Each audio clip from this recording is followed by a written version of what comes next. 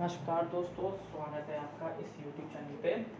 हम लोगों की यूपी टेट सुपर टेट की जो तैयारी है वो लगातार चल रही है और हम लोगों की जो साइंस सीरीज़ है वो ख़त्म हो चुकी है। तो जो न्यू व्यूअर्स हैं जाके चैनल पे प्लेलिस्ट बनी हुई है, साइंस की पूरी तैयारी ख़त्म हो चुकी है। क्लास 8 की जितने भी मोस्ट इम्पॉर्टेंट क्वेश्चंस थे वो सब हमने कंप्लीट कर लिए हैं। साइड बाय साइड अब मैथ्स एंड ज्योग्राफी की दोनों क्लासेस चल रही हैं।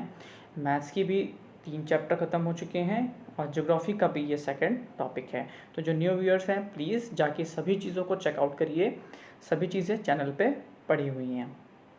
अब बात करते हैं आज का टॉपिक। तो ज्योग्राफी का जो सेकंड टॉपिक मैं लेके आया हूँ जो कि मोस्ट इम्पॉर्टेंट है और यहाँ से क्वेश्चन ज़रूर बनते हैं, वो है अर्थ्स इंटरनल स्ट्रक्चर, या फिर हिंदी की बात करें तो पृथ्वी की आंतरिक संरचना। बाइलिंगुअली हम हमेशा पढ़ते हैं और बाइलिंगुअली आज भी पढ़ेंगे। कोशिश थोड़ी और की है ताकि बिल्कुल बाइलिंगुअल मिल जाए आप लोगों को। तो चलिए स्टार्ट करते हैं। तो जो नए लोग हैं प्लीज़ लास्ट तक वीडियो देखिएगा और like share and subscribe it. सबसे पहली चीज़ कि पृथ्वी की जो आंतरिक संरचना है वो है क्या। तो आप यहाँ देख सकते हैं कि जो हमारी पृथ्वी है कि उसकी आंतरिक संरचना की जो तुलना है वो प्याज से की जा सकती है। क्यों? प्याज में भी परतें होती हैं और हमारी जो अर्थ है उस पर भी परत हैं।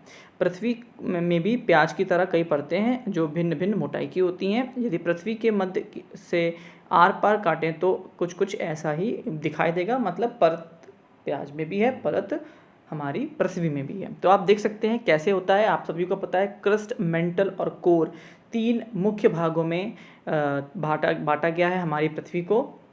ये रहा उसका हिंदी में फिगर और ये रहा उसका इंग्लिश में फिगर। तो जो हिंदी वाले हैं वो हिंदी वाले को देखिएगा, जो इंग्लिश वाले हैं वो इंग्लिश वाले को देखिएगा, ठीक है। तो जो क्रस्ट, मेंटल, कोर है वो इस तरीके से बांटी गई है और जो सबसे ऊपर उसे हम कहते हैं अपर मेंटल, मतलब सबसे ऊपर हो गया क्रस्ट, फिर हो गया आपका जो मेंटल, उसको 2 भागों में बांटते हैं, अपर मेंटल, लोअर मेंटल में।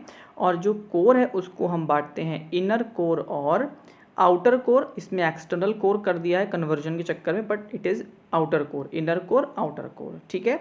ये पूरा हमारी अर्थ की स्ट्रक्चर है। डिस्टेंस भी आपको, जो डेप्थ है, जो गहराई है, वो भी देखिए यहाँ पे दे दी गई है, हिंदी वाले भी। सबसे ऊपर भूपर्पट्टी होती है, फिर ऊपरी मेंटल, निचला मेंटल और फिर बाह्य क्रोड और आंतरिक क्रोड। ये है हमारी अर्थ का पूरा स्ट्रक्चर अंदर से।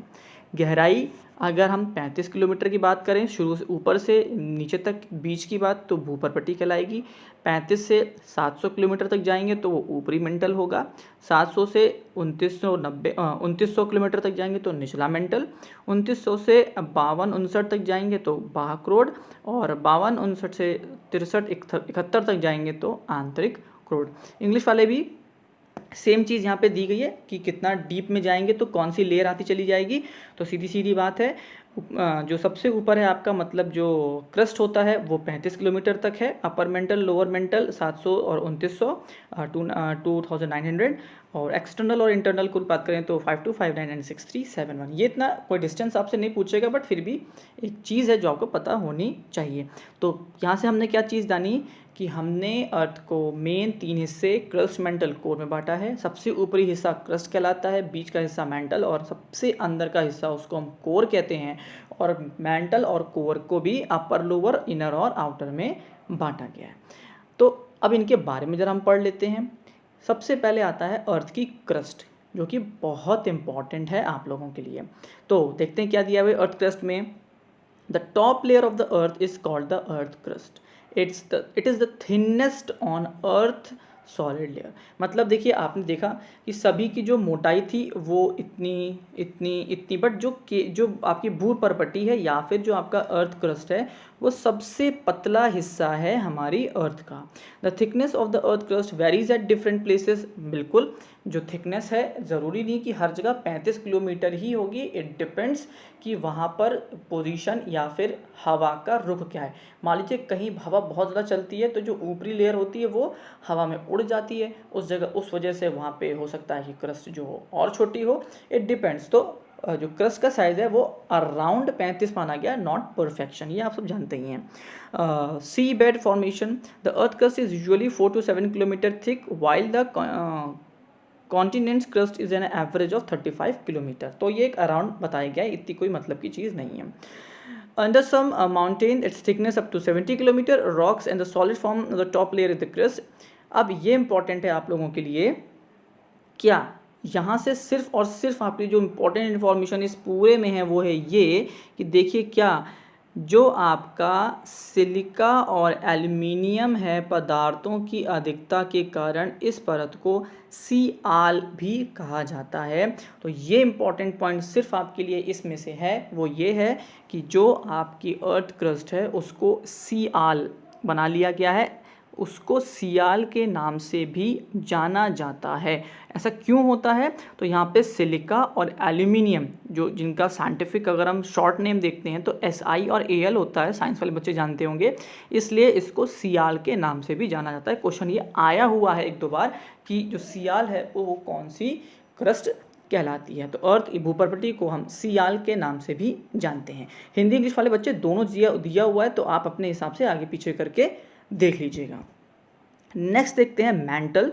तो जो मेंटल है उसमें क्या दिया गया देखिए, तो जो भूपर्पटी है मतलब जो आपकी क्रस्ट है के नीचे एक बहुत अधिक मोटी परत पाई जाती है जिसे मेंटल कहते हैं, उसके नीचे मेंटल है। मेंटल इतने किलोमीटर गहराई तक पाया जाता है। मेंटल में चट्टानें पिघली अवस्था में पाई जाती हैं।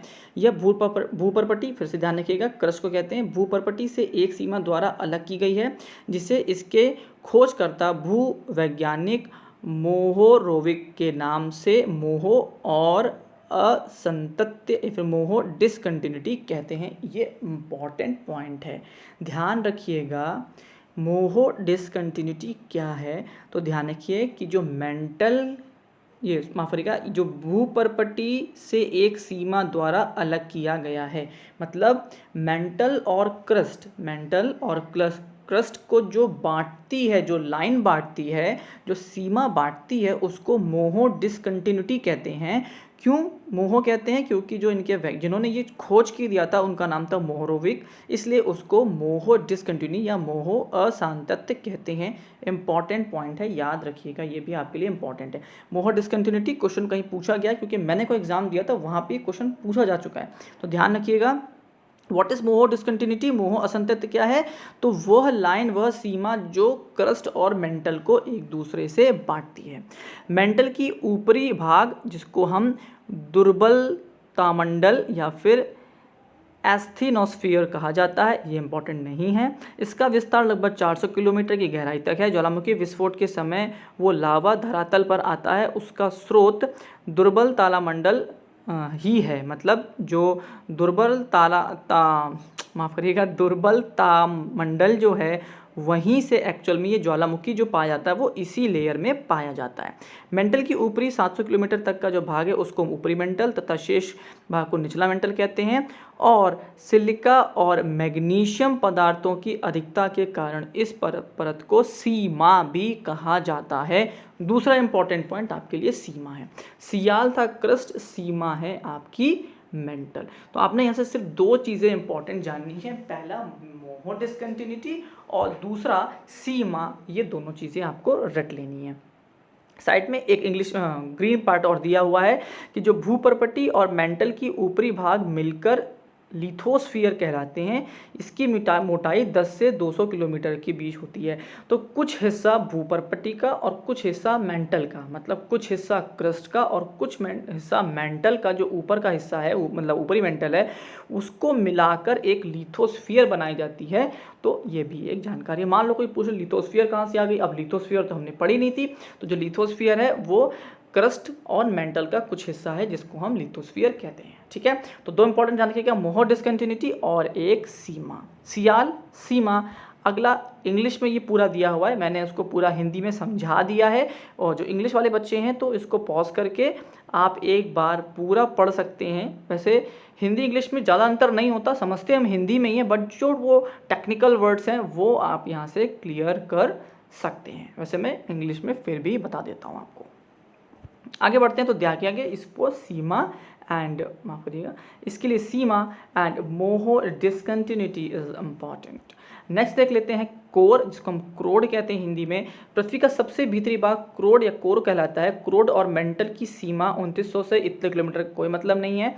क्रोड परत भी दो भागों में विभाजित है, बाह्य क्रोड और आंतरिक क्रोड। बाह्य क्रोड तरल अवस्था में है, ध्यान रखिएगा, बाह्य क्रोड तरल अवस्था में है, लिक्विड स्टेट में है, जबकि आंतरिक क्रोड ठोस अवस्था में है, वो सॉलिड होती है। क्रोड भारी पदार्थ मुख्यतः लोहा तथा निकल से बना है, ध्यान रखिएगा, क्रोड में ज़्यादातर लोहा और निकल और लोहा पाया जाता है। तो भारी धातु जैसे निकल लोहे के बने होने कारण इसको नीफे भी कहते हैं। ध्यान रखिएगा, यहाँ से सिर्फ एक पॉइंट है नीफे, तो ध्यान रखो भाई, पहला आया सी आल, दूसरा आया सी मा, चौथा आया आपका नीफे। ये तीनों आपको रटने हैं, ये क्रस्ट, ये मेंटल, ये कोर, भूपर्पटी, मेंटल और क्रोड, ये आपको याद रखना है, ठीक है। सारे इंपॉर्टेंट पॉइंट हमने क्रस्ट, मेंटल, कोर से देख लिए जो आपको पता होने चाहिए थे, उसके अलावा यहाँ से कुछ भी इंपॉर्टेंट नहीं है। आगे देख लेते हैं, ये इंग्लिश में कन्वर्जन है, वही चीज़ है फिर से हिंदी है, हिंदी में जो था वो हमने इंग्लिश में कन्वर्ट कर दिया है। तो इंग्लिश वाले बच्चे एक बार इसको रीड आउट कर लीजिएगा, बाकी सब आपको मालूम चल गया होगा। आगे देख लेते हैं रॉक्स के बारे में, इसको रॉक कर लीजिएगा, दिस इज रॉक।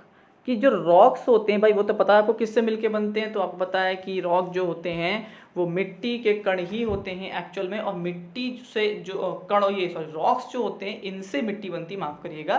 तो ध्यान रखिएगा कि जो रॉक हैं, अब ये कितने प्रकार के हैं, तो जरा देख लेते हैं कि निर्माण के आधार पर, फॉर्मेशन के आधार पर इनको 3 पार्ट में बांटा गया है। सबसे पहला इग्नियस रॉक, दूसरा है सेडिमेंट्री रॉक, और तीसरा है मॉडिफाइड, गलती से इसने कर दिया but this is not modified, इसको ठीक करिएगा, this is metamorphic, conversion problem हो गई है, दिस इज मेटामॉर्फिक,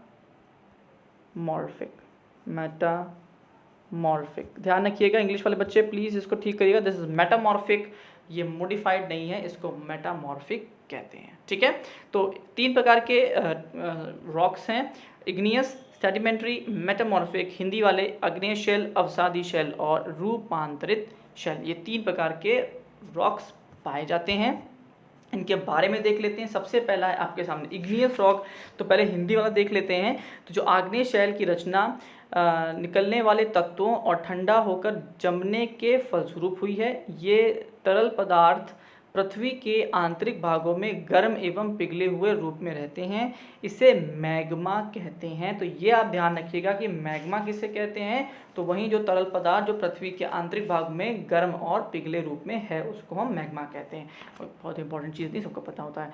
जब ये मैग्मा पृथ्वी के धरातल पर पहुंचता है तो मैग्मा, माफ़ करिएगा, इसको मैग्मा कहलाता है। ये जाना पता नहीं क्यों हो चुका है, दिस इज मैग्मा कहलाता है। अगला जो है इसके लिए वो है ग्रेनाइट, बेसाल्ट, ग्रेबो और डायोराइट। पता नहीं कन्वर्जन से थोड़ा प्रॉब्लम हो सकती, कभी चूनाइट कुछ नहीं होता। तो यहाँ पर है ग्रेनाइट, माफ़ करिएगा, ग्रेनाइट, बेसाल्ट, मैं बोल दे रहा हूँ तो आप लोग इसको ठीक कर लीजिएगा। पता नहीं क्यों कन्वर्जन में यहाँ गंजा चित्र वित्र कुछ नया ही हो गया item, but correct it out, okay. तो जो मैं बोल रहा हूँ उसको सुन लीजिएगा, क्या, ग्रेनाइट, बेसाल्ट, गैब्रो और डायोराइट। फिर से बोल रहा हूँ, ग्रेनाइट, बेसाल्ट, गैब्रो और डायोराइट आग्नेय शैल के मुख्य उदाहरण हैं। ये मेन एग्जाम्पल कौन कौन से अगर पूछे जाए कि एग्जाम्पल कौन से हैं इग्नियस रॉक के, तो ग्रेनाइट है, बेसाल्ट है, गैब्रो है और डायोराइट है। पृथ्वी की भूपर्पटी का 2/3 भाग आग्नेय शैलों से बना है, ये इंपॉर्टेंट नहीं है। ये इंपॉर्टेंट है, आग्नेय चट्टानों को प्राथमिक चट्टानें कहते हैं, ठीक है। क्यों? क्योंकि इन्हीं चट्टानों से अन्य चट्टानें का निर्माण होता है, मतलब इसी से बाकी बनती हैं, इसलिए इसको क्या कहा जाता है, इसको प्राइमरी या प्राथमिक चट्टानें। तो 2-3 इंपॉर्टेंट पॉइंट यहाँ से आए। सबसे पहले आग्नेय चट्टानों को प्राथमिक चट्टान कहा जाता है, मतलब इग्नियस रॉक को क्या कहा जाता है, तो उन्हें कहा जाता है प्राइमरी रॉक कहा जाता है, पहली चीज़। दूसरी चीज़ इंपॉर्टेंट यहाँ से हो सकती है वो ये है क्या, कि कौन कौन से एग्जाम्पल हैं इग्नियस के, तो आपको याद रखना है, एक ग्रेनाइट, ये बता देता हूँ मैं आपको, थोड़ा स्पेलिंग मिस्टेक हो चुकी है यहाँ पे। दूसरा बेसाल्ट, इंग्लिश वाले भी हिंदी वाले भी बेसाल्ट, गैब्रो इम्पोर्टेंट नहीं है और डायोराइट भी इम्पोर्टेंट नहीं है। तो ग्रेफाइट एंड बेसाल्ट एक इग्नियस रॉक या आग्नेय शैल है, ये आप लोग याद रखिएगा।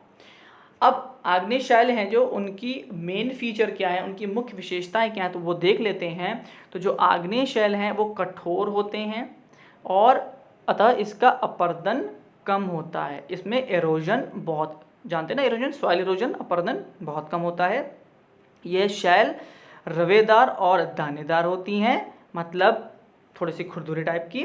इन शैलों में परत नहीं पाई जाती, इसमें कोई परत नहीं है, ये पूरा एक जैसा होता है, मतलब इसकी कोई भी क्रस्ट नहीं है, कोई भी परत नहीं है। आग्नेय शैल में जीवाश्म नहीं पाए जाते, ये इंपॉर्टेंट पॉइंट है। Fossils are not found in igneous rock, कोई भी फॉसिल इग्नियस रॉक में पाया नहीं जाता है। आग्नेय शैल का संबंध प्राय ज्वालामुखी क्रिया से होता है, मतलब वॉल्केनिक एक्टिविटी से कुछ रिलेशन किसका है, इग्नियस रॉक्स का है। और आग्नेय शैलों में सोना, चांदी, लोहा, अभ्रक आदि खनिज पदार्थ पाए जाते हैं, मतलब जब खुदाई होती है तो आग्नेय शैलों से ये मिलते हैं। Mineral likes gold, silver, iron and mica are found in igneous rock, ये इंपॉर्टेंट है, ध्यान रखिएगा। तो इसमें आपने 2-3 पॉइंट याद रख लेने हैं। सबसे पहला पॉइंट आपको ये याद रखना है कि जो ये होता है अग्नि शैल, ये एक कठोर होता है और इसमें इरोजन कठिन होता है। दूसरा आपको ये याद रखना है पॉइंट कि इसमें कोई भी जीवाश्म या फिर फॉसिल्स नहीं पाए जाते, ये इम्पॉर्टेंट है। और ये वॉल्केनिक एक्टिविटी से होता है और कौन कौन चीज़ों में ये मिलते हैं, ये आपके लिए इम्पॉर्टेंट है। दैट्स इट, जितने इंपॉर्टेंट पॉइंट है वो ज़रूर याद रखने हैं, बाकी चीज़ें तो ठीक हैं। अगला लेते हैं जिसको हम कहते हैं परतदार या अवसादी शैल या फिर सेडिमेंट्री रॉक्स।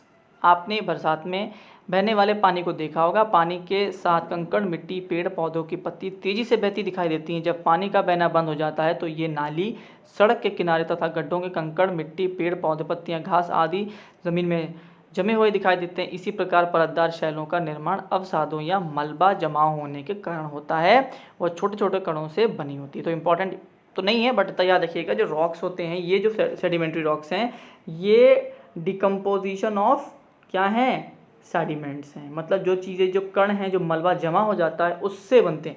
भाई जैसे आपको मालूम चला कि जो इग्नियस थे वो वॉल्केनिक एक्टिविटी से बन रहे थे और जो ये हैं ये मलबा जमा होने से बनते हैं। आगे देख लेते हैं क्या दिया गया इसमें कि बहता पानी या जो हिम नालियाँ होती हैं के साथ उठा या बहा कर ले जाते हैं और उन्हें समुद्र के तल पर भूभाग पर परतों में जमा करते हैं। इन जमी परतों की मोटाई हज़ारों मीटर होती है।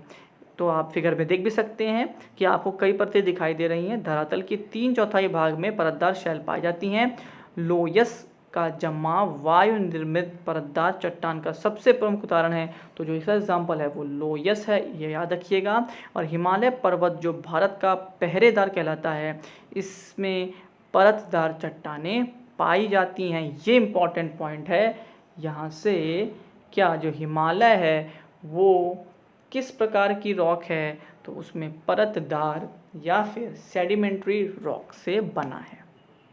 बलुआ पत्थर, स्लेट, चूने का पत्थर, कोयला, खड़िया मिट्टी, ये एग्जाम्पल हैं। तो ये भी आपके लिए इम्पॉर्टेंट है, ये आपको याद कर लेने हैं। तो 2-3 चीज़ें याद रखनी है, एक लोयस, हिमालय पर्वत वाली बात, और ये इसके एग्जाम्पल, ये आपको याद रखने हैं। इसी तरह से इंग्लिश में कन्वर्ट कर दिया गया है और कुछ भी नहीं है। सैंडस्टोन, स्लेट, लाइमस्टोन, कोल, एल्बस्टर, सॉयल, ये सब जो चीज़ें हैं ये पाई जाती हैं। और आपको याद रखना है हिमालय माउंटेन जो कि वॉचमैन ऑफ द कहलाते हैं, इट कंसिस्ट ऑफ फ्लेकी, या फिर इसको ये जो होती हैं वो सेडिमेंट्री रॉक से मिलके बने हैं। कौन, हिमालय। तो इम्पोर्टेंट पॉइंट बता दिए, इनको नोट कर लीजिएगा, बाकी चीज़ें बेकार हैं। आगे देख लेते हैं इसकी जो खासियत है क्या। परतदार शैल का निर्माण चट्टान, चूर्ण तथा जीवावेशों एवं वनस्पतियों के एकत्रीकरण से होता है, मतलब सभी जो चीज़ें जमा होती हैं उनसे होता है। परतदार शैलों में परतें पाई जाती हैं, परंतु ये शैल रवेदार नहीं होते, मतलब ये चिकने होते हैं, मतलब इसमें परत पाई जाती हैं। परतदार शैल प्रायः मुलायम होती हैं, जिसे जैसे चीका मिट्टी, पंख, या परंतु कुछ चट्टानें कड़ी भी पाई जाती हैं, जैसे बलुआ पत्थर। परतदार चट्टानों में खनिज, तेल, कोयला एवं अन्य प्रकार के बहुमूल्य खनिज पाए जाते हैं। तो ये भी इंपॉर्टेंट पॉइंट हो जाता है, ये पॉइंट इंपॉर्टेंट है आपके लिए। दूसरा जो इम्पोर्टेंट पॉइंट है वो है आपका ये। तो 2 पॉइंट आपको सिर्फ याद रखने हैं, बाकी चीज़ें आपको याद नहीं रखनी है। तो दोनों पॉइंट आपके पास इंग्लिश में ये रहे और कुछ भी नहीं है, ठीक है, दोनों को याद कर लीजिएगा। आगे देख लेते हैं रूपांतरित शैल या फिर मेटामॉर्फिक रॉक। क्या है भैया? रूपांतरित शैल, जैसा कि शब्द रूपांतरण से पता चलता है कि ये चट्टानें अन्य चट्टानों के रूप परिवर्तन के फलस्वरूप निर्मित होती हैं। परतदार शैल तथा आग्नेय शैल में दाब और ताप द्वारा परिवर्तन के फलस्वरूप रूपांतरित शैल का निर्माण होता है। ये इंपॉर्टेंट है। तो ये नाम ही है रूपांतरित, मतलब ये बाकी से कन्वर्ट होके रूपांतरित होके ही बनती हैं। और क्यों? ताप और दाब, मतलब प्रेशर और टेम्परेचर। रूपांतरित की क्रिया के दौरान चट्टान का संगठन या रूप से रंग बदल जाता है, परंतु चट्टान किसी प्रकार का विघटन या वियोजन नहीं होता। मतलब रंग बदल जाएगा, ध्यान रखिएगा, क्या क्या बदल जाएगा कि उसका रूप रंग तो बदल जाएगा, लेकिन जो उसका मेन कंपोजिशन है वो नहीं बदलती। उदाहरण के लिए कच्ची मिट्टी से ईंट बनना, मतलब रंग बदल गया, टाइट हो गया, बट अंदर तो मिट्टी ही है ना, वो चीज़ यहाँ पे समझाइए। तो नाम रूपांतरण से ही समझ लीजिए कि ये कन्वर्ट होके बनती हैं। इंग्लिश वाले देख लीजिएगा फटाफट कि ये बाय प्रेशर एंड हीट से कन्वर्ट होते हैं मेटामॉर्फिक रॉक्स, और इसमें किसी प्रकार के डिसॉल्यूशन नहीं होता, भले ही उसका रंग रूप बदल जाए। तो ये मुख्य इंपॉर्टेंट चीज़ें हैं। रूपांतरित चट्टानों ताप दाब के द्वारा बनती हैं। इन चट्टानों की कठोरता अधिक होती है, जिससे चट्टानें जल्दी नहीं टूटती, और ये चट्टानें मूलतः पत्थर, संगमरमर से लेकर हीरा, नीलम, मणिक जैसे रत्न प्रदान करते हैं। तो ये बहुत इंपॉर्टेंट पॉइंट है, ध्यान रखिएगा सबके कि किस में गोल्ड था, किस में पेट्रोल था, और कहाँ नीलम हीरा है। ये सब चीज़ें याद रखनी है, यही इंपॉर्टेंट पॉइंट्स है, बाकी तो सिर्फ कहानी है। आगे देख लेते हैं, ये भी बहुत इंपॉर्टेंट है, ये पेपर में मैंने खुद देखा है, बहुत बार पूछा जाता है। और ये क्या है कि जो रूपांतरित शैलें हैं, मतलब जो आपकी मेटामॉर्फिक रॉक्स हैं जो कन्वर्ट हो रही हैं, तो कौन कौन सी हैं जो कन्वर्ट हो रही हैं? जैसे ग्रेनाइट है, ग्रेनाइट कन्वर्ट हुआ तो वो कन्वर्ट किस में होगा? तो वो नीस में कन्वर्ट होता है। बालुका पत्थर, या फिर हम जिसे बालका स्टोन है, इंग्लिश वाले थोड़ा देखिएगा, इसको कन्वर्ट करिएगा, इसको गलत कन्वर्ट किया इसने। बालुका पत्थर जो होता है वो क्वार्टाइज में जाके कन्वर्ट हो जाता है। लाइमस्टोन है, जो चूना पत्थर है, वो मार्बल या संगमरमर में कन्वर्ट होता है। और जो कोयला है, कोल है, वो ग्रेफाइट या फिर हीरे में, डायमंड में कन्वर्ट होता है। ये इंपॉर्टेंट है, क्वेश्चन पूछ लेता है, बताइए कि ग्रेनाइट रूपांतरित होके किस में कन्वर्ट हो जाता है, या फिर चूना पत्थर कन्वर्ट होके किस में बदल जाता है। या फिर क्वेश्चन ये पूछ सकते हैं कि जो ग्रेफाइट और डायमंड है वो किससे कन्वर्ट होके बने हैं। तो ये सभी इंपॉर्टेंट चीज़ें आपको पता होनी चाहिए, तो इनको याद करिए, ये इंपॉर्टेंट है। यहाँ पर जो चैप्टर है समाप्त, इस चैप्टर में और कुछ भी नहीं है। आंतरिक संरचना खत्म कर लिए हम लोगों ने, क्या क्या महत्वपूर्ण चीज़ें थी वो खत्म कर लिए। इंपॉर्टेंट पॉइंट्स को कॉपी में नोट कर लीजिएगा, चाहे आप दोबारा देख लीजिएगा, वो आपकी मर्जी है।